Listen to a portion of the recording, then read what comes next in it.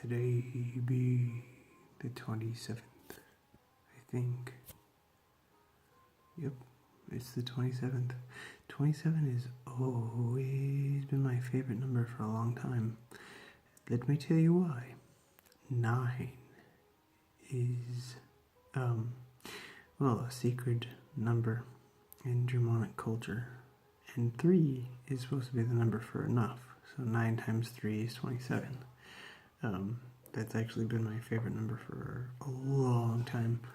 I could have sworn William Blake wrote something about 27, but I cannot find it for the life of me. So I guess that was a construct of my imagination. But I was reading some of his Proverbs of Hell, the Marriage of Heaven and Hell.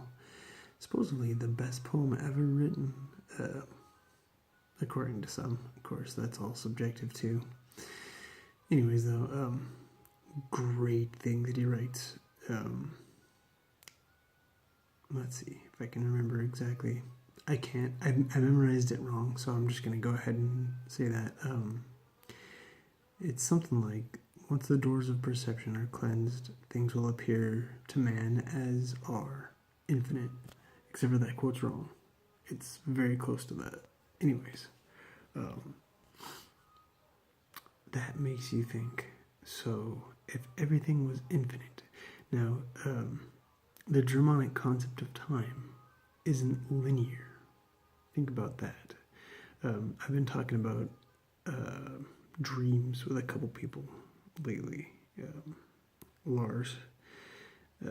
Anyways, I won't go into the specifics of it, but it brought up an interesting thought of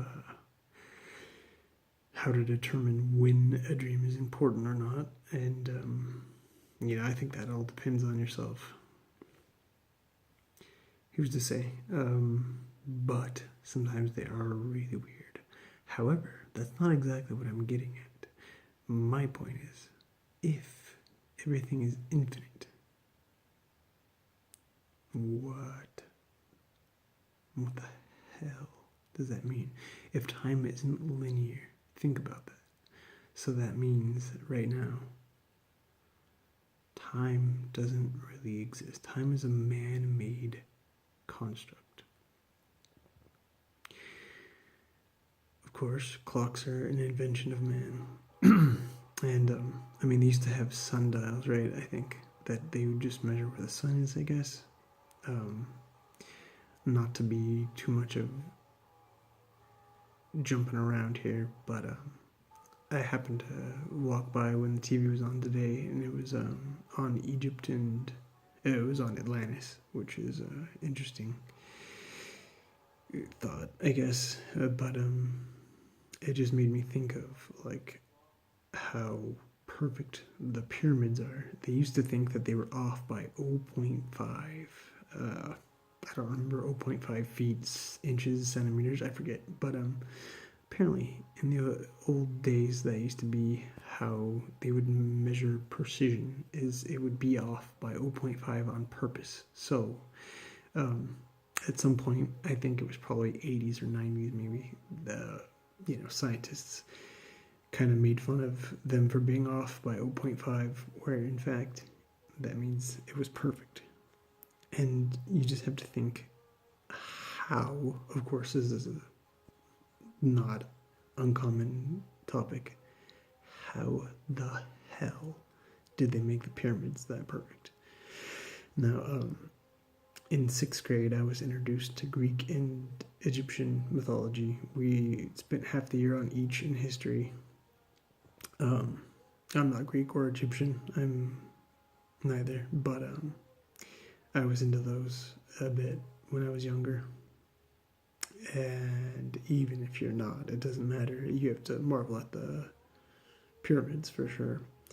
I'd like to go see them when things are more peaceful. Hopefully, before I die, definitely, because I would love to go see the Valley of the Kings, one of my favorite Gamma Ray songs, which is an awesome band. But again, time, like, how did that happen? And people are now saying another thing. I'm pretty much just being super random right now. But Keck seems to be real popular right now. Kek. And people were saying that we're going back to, the memes, Mimi, whatever the hell they are, Emmy. But look at the way the effect it has on people. And see, I'm kind of going full circle here now back to what I was getting at or more interested in with runes. And now runes are pretty simple drawings. They're all pretty straight lines. And, what an effect those can have on our mind. And so I guess I was just getting back to the Germanic topic that I'm usually talking about, since that's what I'm concerned with. But if the Germanic concept of time is not linear, see, now that brings us back to spirits, energy, the usual conversation. I'm already at 6:30. It's going to take forever to upload this, but I don't care. You got to think, how our brains would grasp infinity. And see, the problem is that we've been, not going to say brainwashed or anything, but influenced by society. And they try to persuade you one way. And it's too bad, because it's hard to unlearn things. And we don't realize how much of an effect that has on us until we start to unlearn them. And that's why it's super important to be out in nature. And, when you're happy or sad, think about how time has such different effects on you. If you're really happy, you don't notice, oh crap, all of a sudden it's nighttime. When you're sad or pissed off or whatever, it seems like the day takes forever. So, in that way, I'm not going to say we're time traveling or anything, but it's really wild to think how much time can seem different. And time is not linear. That means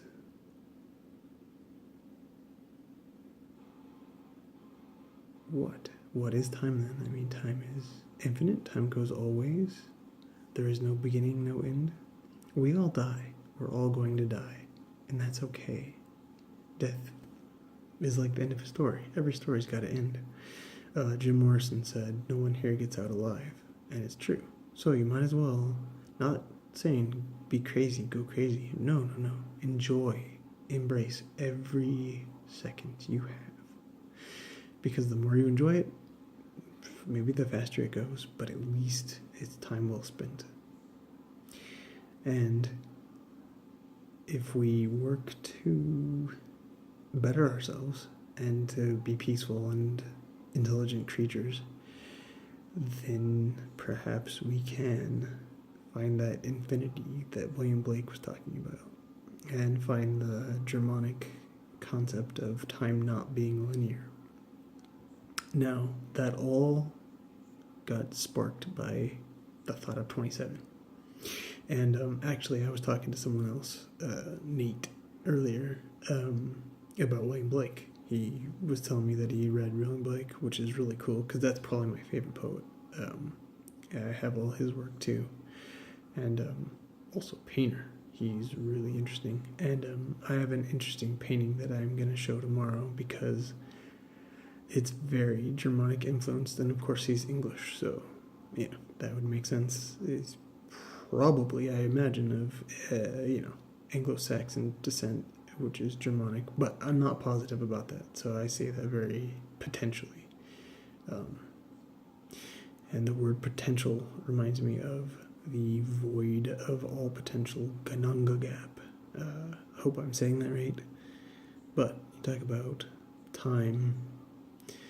That's where time starts in, Germanic.